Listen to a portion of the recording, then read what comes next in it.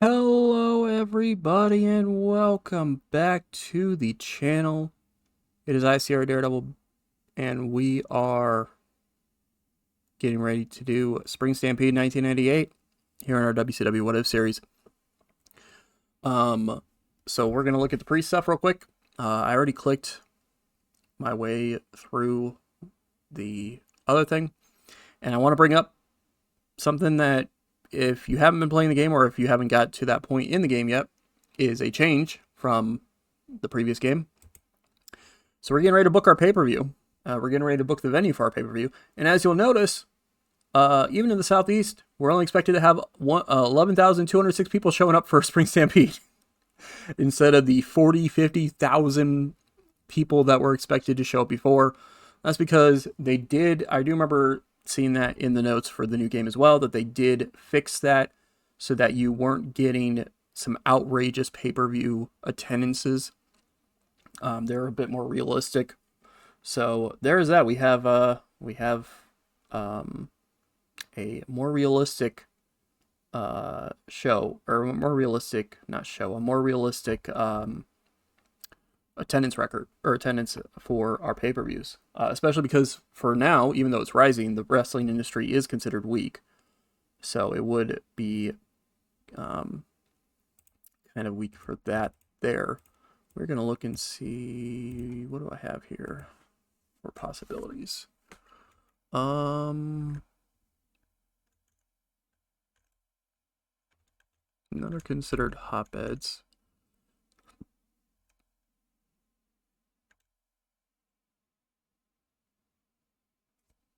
You know what, we'll do the Rosemont Horizon. Why not? Even though it might leave a lot of empty seats. Actually, let's tone that down a little bit. Let's go like 16K. What do we got for choices here? Let's actually bump this up to 12. Okay.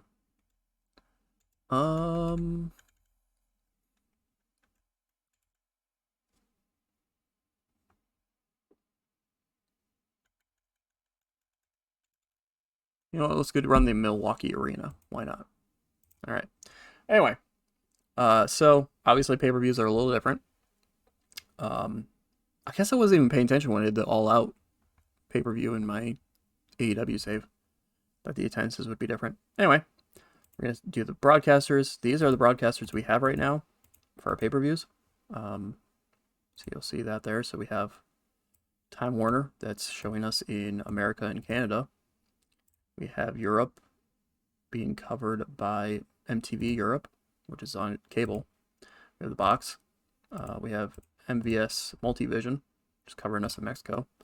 We have Sky Perfect, which is covering us in Japan. So there's that. Oops, that's not one misclick. No pre-show incidents, so that's good to see. Booking team. You know, we're generating that. 250 creative points is the maximum possible level, so we can't keep saving more. So I need to start buying some of this stuff then at some point. Do I have... Let's get a storyline idea. Purchase a storyline idea. Details are shown below. You must choose a name for it before you can do anything else. Success rate is a bit of a gamble.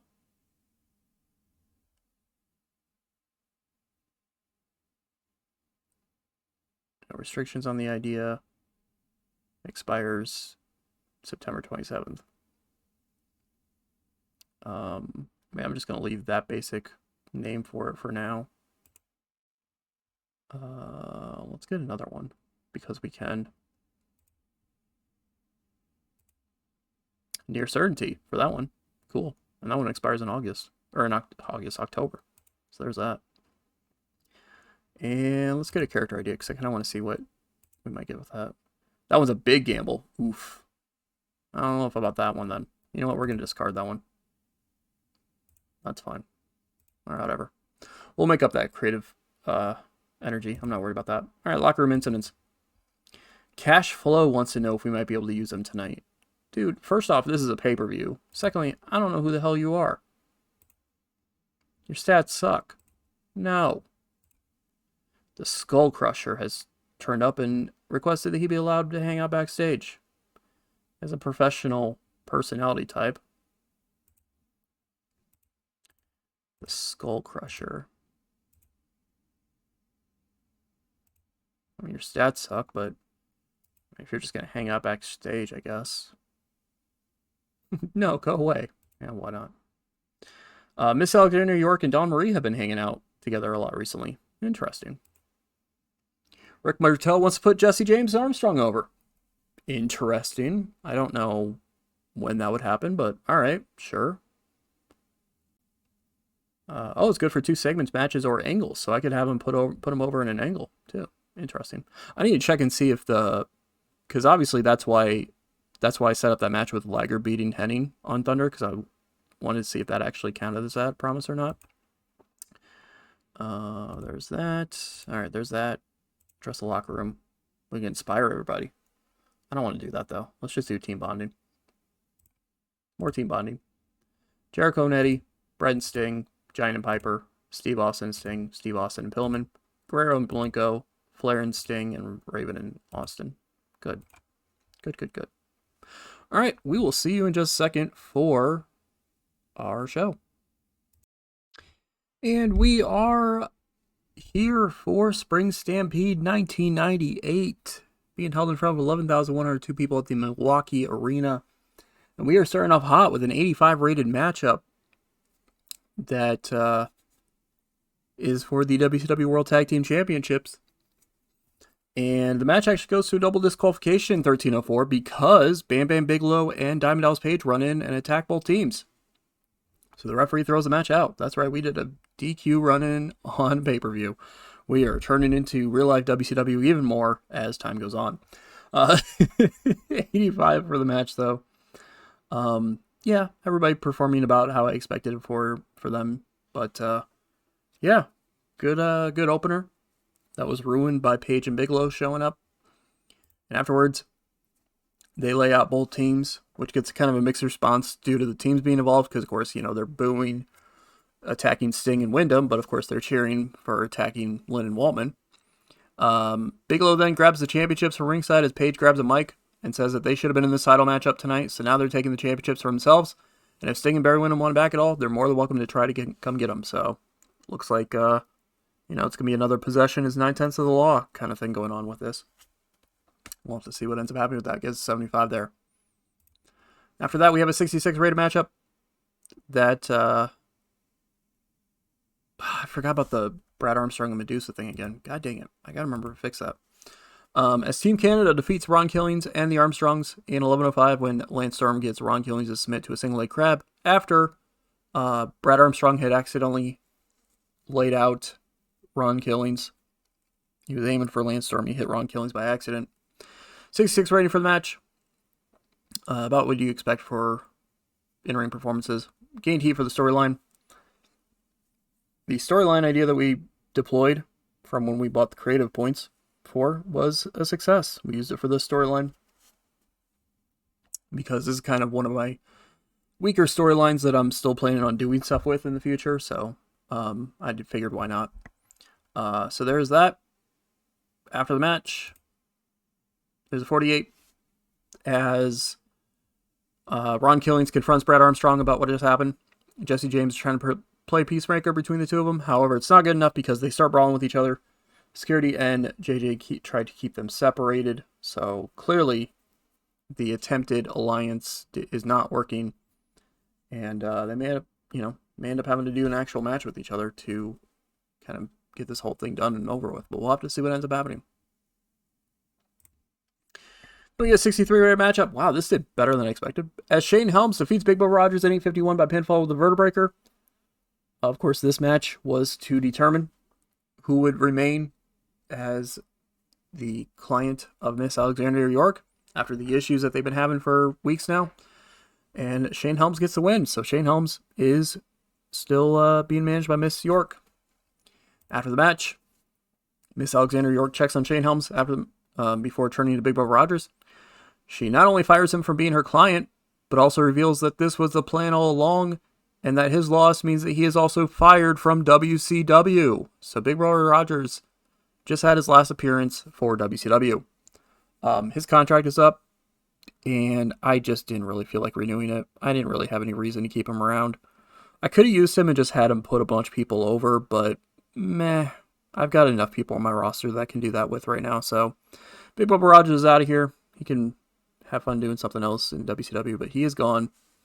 And we'll see what happens heading forward with Shane Helms being managed solely by, being the only person there with Miss York, and I'll have to see what happens with that. Also, that obviously means that not only, that tag team is broken up, which means that we are going to have for sure.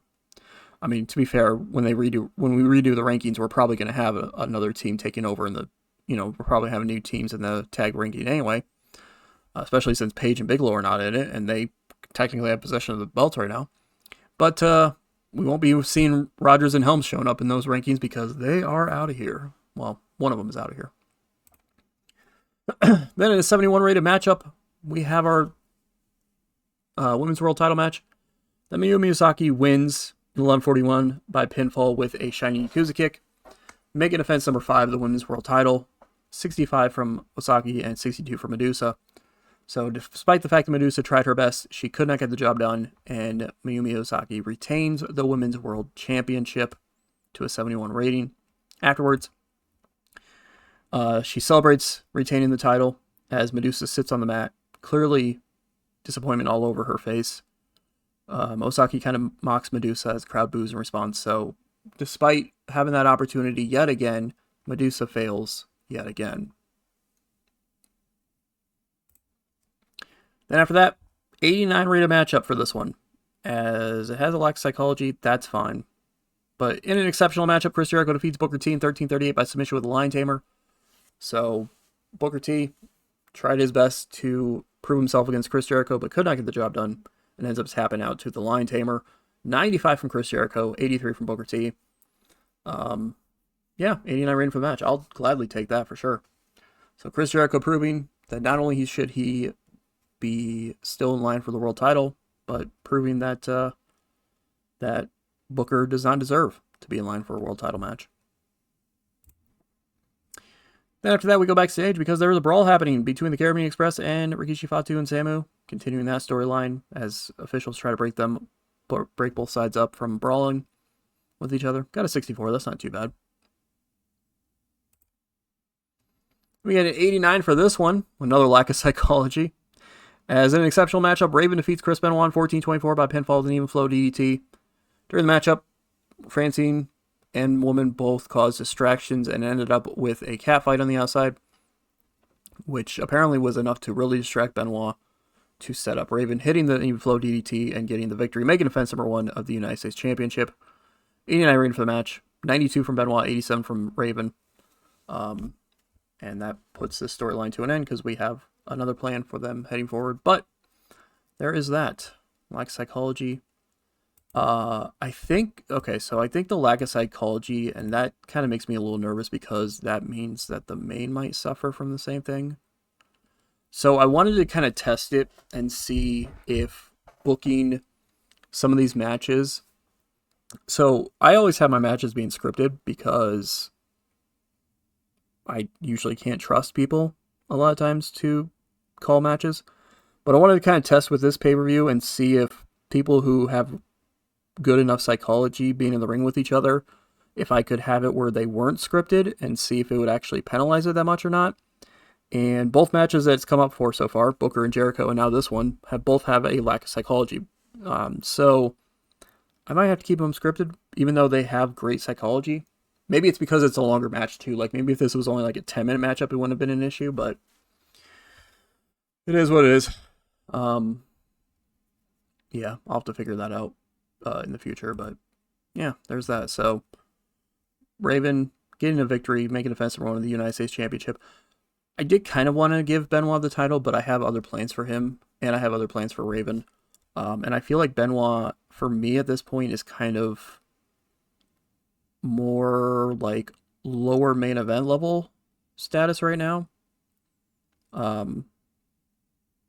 So I feel he's kind of like slightly above the United States Championship but I wanted to do this match because I knew it would be a good one and a good first defense for Raven.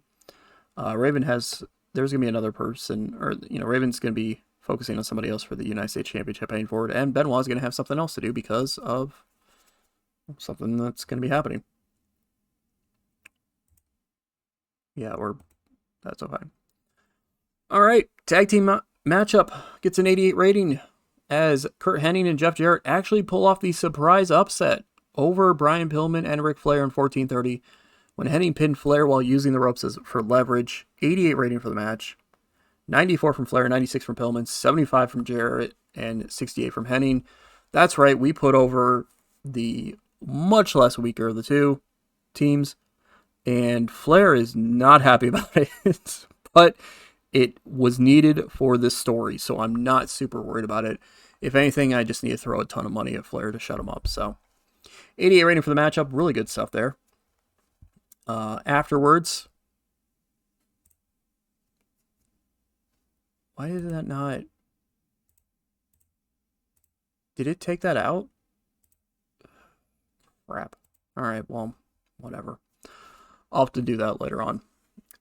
Ric Flair is clearly pissed at the end of the match after losing. He's pissed off with the way that the loss happened. But, Pillman is frustrated with what happened as well and yells at Hennig and Jarrett from near the ropes, where it's one of those things where he's like standing at the ropes yelling up at them. All until he gets low blowed from behind by Ric Flair, who loses his goddamn mind, starts stomping away at Pillman as the crowd boos loudly before officials come down to try to stop this attack. Ric Flair officially kind of turning on Brian Pillman here. This was supposed to turn Brian Pillman face, but I had the turn set up, and then for some reason it just decided not to keep it. I don't know why. Whatever. But Brian Pillman just is getting turned face by this, and Flair is staying heel. So it looks like we might be having some issues between Pillman and Flair heading forward. So there's that. But this got an 83. I'll take it. Afterwards, tag match gets a 92 rating as Bret Hart and Paul Levesque of the New World Order defeat Eddie Guerrero and Too Cold Scorpio in 1534 when Hart pinned Scorpio with a victory roll. Paul Levesque was a weak link, but he had a 73. 94 from Hart, 84 from Scorpio, 94 from Eddie, 92 for the match itself. Gained heat for the storyline. There's a lot of... I just realized that I set this up where a lot of heels are winning tonight. But Hart and Levesque get the victory, continuing the momentum for the New World Order at this point, as Eddie and Scorpio tried their best but could not get the job done against the two of them here tonight. Then we get a hype video before the main event, hyping up Cactus Jack and Steve Austin for the world title here, which gets a 98 rating. They don't seem to click. All right. God damn it. Okay. I don't remember if they clicked or not in the previous game, because I know I had the match. Whatever. In an exceptional matchup, Steve Austin defeats Cactus Jack in 1628 by pinfall with the stunner. You know what? Now I'm thinking about that too. This got a 98, and they didn't seem to click. If they at least had normal chemistry, this would have been a 100 rated matchup. Or probably at least a 99, but still. During the matchup, Dustin Rhodes ran in and attacked Cactus Jack when Steve Austin wasn't paying attention. So it was one of those things where like the referee was checking on Austin, and Cactus Jack ran down and Dustin Rhodes ran down and bashed Cactus Jack with the world title, laying him out. And Steve Austin was like, I don't know what the hell just happened, because Dustin Rhodes hid under the ring, hid kind of like down by the apron area, so he was out of sight of Austin. But he hit the stunner on him and was able to get the 3 count. 98 rating there. Yeah, okay, so this one did have that help, because not only did I do this as a slow build, but I did this where they shouldn't have scripted it. So these two had the psychology to make this work. So that's good. Although doing it as a slow build helps out with that too, but still. They were also penalized for physical condition because both of them were a little banged up. This game, by the way, that's another thing. This game, by the way, just loves having physical conditions be an issue. Like, it loves it. You know, freaking Steve Austin, who had a match on Monday and then didn't have a single match, didn't have anything other than that segment on Friday, came into this with like a banged up head or something. I don't remember what it was, but like, it just loves the fact that, like, it's rare for you to have a show full of people who don't have any sort of like physical condition at all. And I get I get like the fatigue thing. I get that, but like, it's not like every single time, especially if they're only having like one match a month, whatever.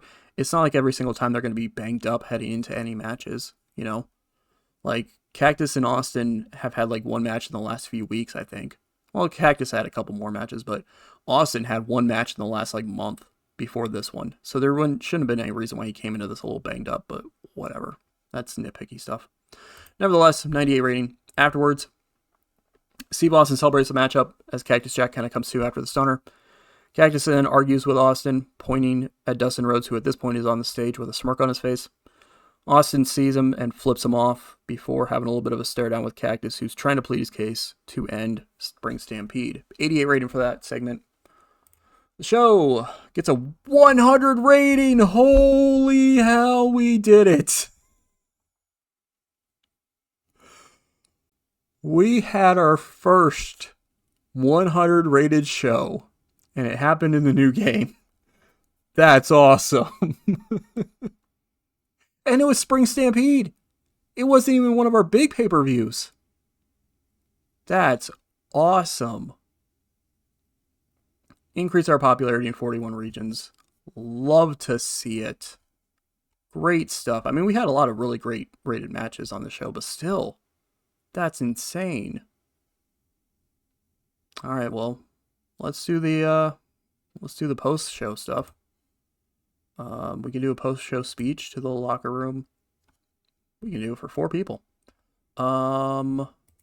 Yeah, Cactus, praise for great performance. Austin, praise for great performance. You guys put on one hell of a main event.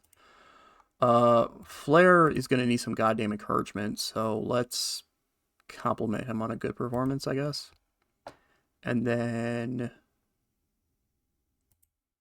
is there anyone else I really need to praise or anything like that?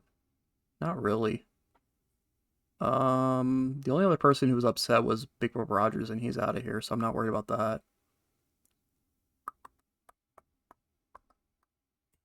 You know what? Bret Hart, he always do a great job for us.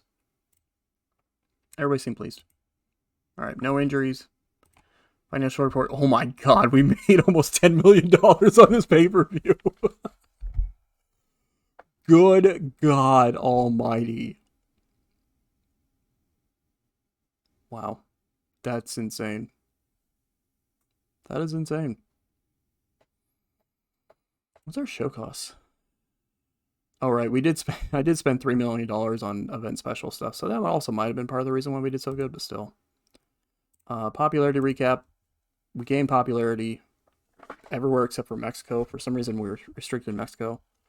But we actually, we gained part of a point in all of America. We gained a couple points in Canada, including getting up in the Maritimes, which is great. That's what I need to be doing. So that's why we also run those shows in Quebec, because we got a little bit of spillover in the Maritimes. Because the only thing that's keeping us from being Titanic size right now. Oh, wait, no. I don't remember if it counts the US as that or not. We might have gotten to Titanic size just now, actually.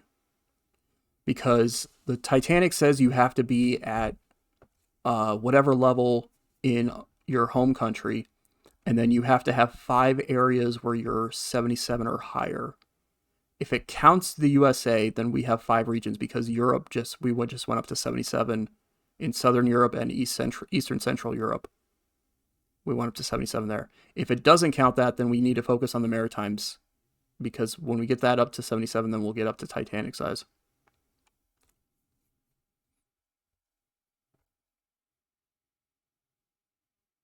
So yeah, we got that. Big stuff, though. Man, we went up 2 points of popularity in everywhere in Europe. That's awesome. That was awesome. All right. Media scrum.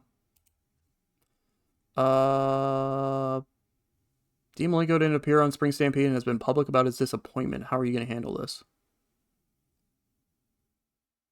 I mean, I just didn't have anything for him to do, honestly. Yeah,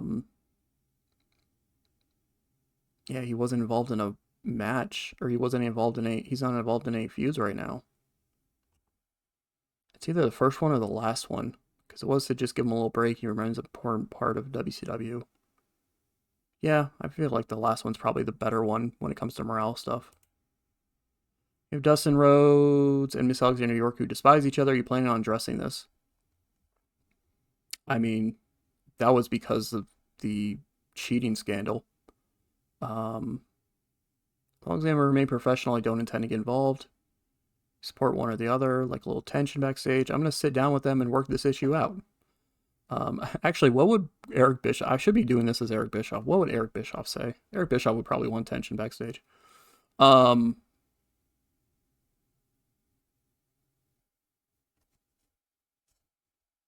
going to sit down with them and work this issue out, apparently. Oh. Your response, which showed leadership, lifted the locker room. Additionally, it has improved the relationship between Dustin Rhodes and Miss York. They don't hate each other anymore for the cheating. That's awesome. My relationship with Dustin Rhodes has also improved. That's cool. We saw Ron Killings have an off night tonight. Is his inconsistency going to hold him back in WCW? Yeah, you know what? Everyone has off nights from time to time. Give him a break. Also, these two hating each other because of that cheating thing. You know what? I'm going to sit down with them and talk and work this issue out. And it proved their relationship too.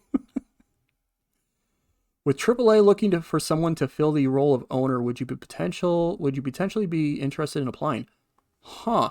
I didn't realize that AAA was looking for a new owner. You know what? It's an interesting opportunity, but I'm very happy in WCW.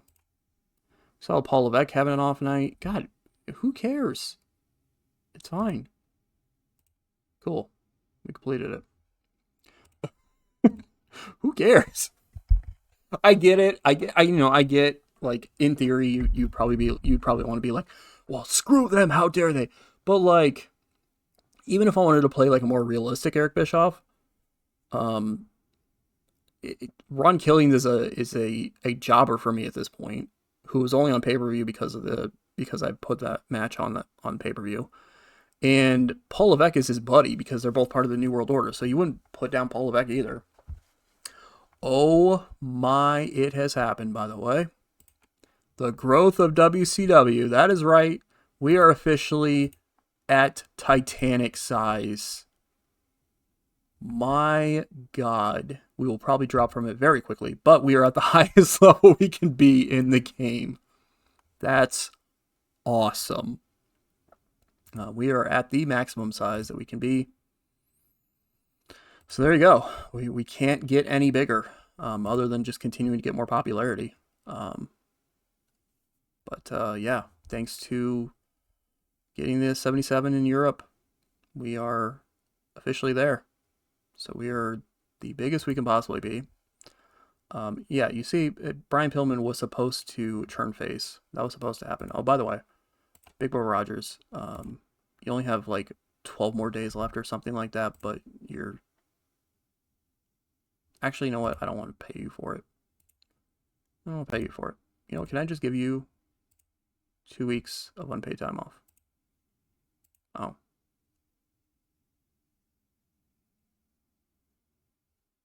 I mean, you're just going to get pissy for not being on the show. I don't care. Anyway, he was supposed to turn face, and it didn't work that way. You'll see, kind of a little bit of a spoiler, that the rest of the Horsemen are turning face as well, with what's happening. But anyway, so there you go. WCW has officially gone to Titanic size. 8.5 million people watching on pay-per-view for that 100 rated pay-per-view, which is freaking awesome. AAA had a 69. Superstars had a 71. UWA had a 62. CMLL had an 87. What a surprise. Rey Mysterio was in the main event.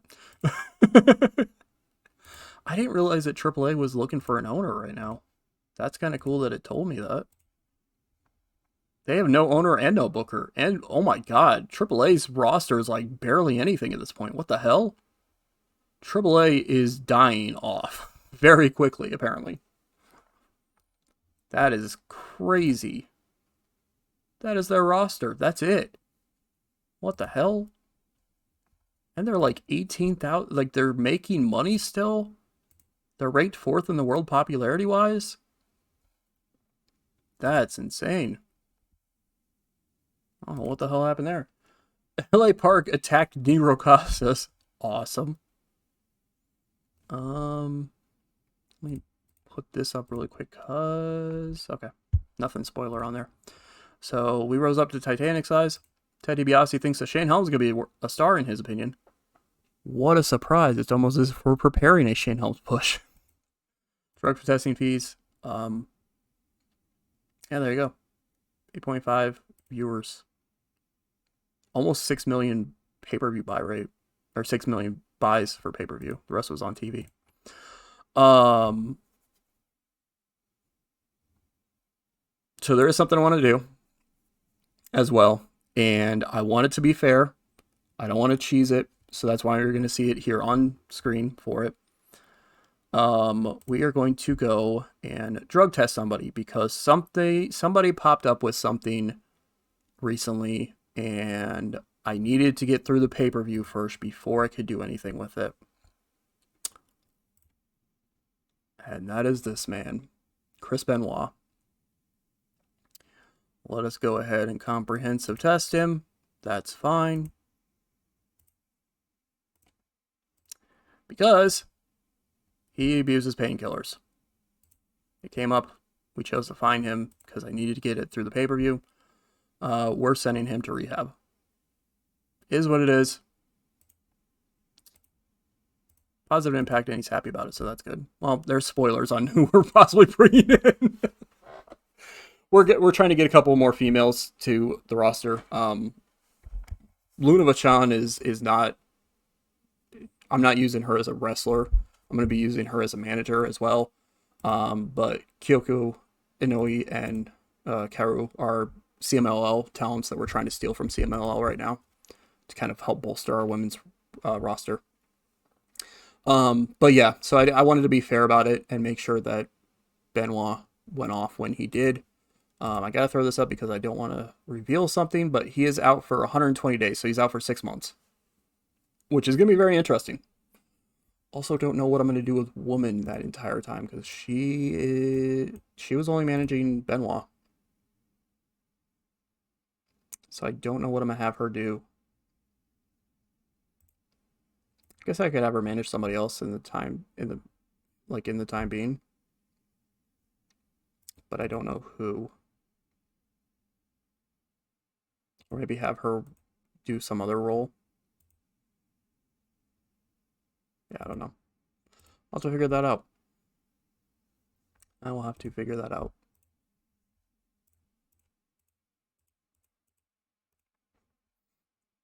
But that is going to do it for this episode. So, hell yeah, very successful show. Even though we technically lost Benoit for 6 months now, very successful show because Spring Stampede happened and it got us a 100 rating and it bumped us up to Titanic size. So that is absolutely insane as we continue this save. So we'll have to see what happens with this heading forward with the issues with the world title. Will Steve Austin possibly give Cactus a rematch, knowing what happened, knowing that Dustin Rhodes got involved? Who's next for Raven at this point for the United States Championship? Will we get that TV title match anytime soon between Al Snow and Ron Simmons? What will the rankings look like now that we're after pay-per-view? Because that means that the rankings are being redone. What will happen with the tag titles? What will happen with the women's world title? What will happen with the issues with the Armstrongs and Ron Killings? Can the MNW be stopped? There's so many questions still to be answered, but that is going to do it for this episode. Thank you all for watching. Definitely appreciate it, and we will catch you in a future video.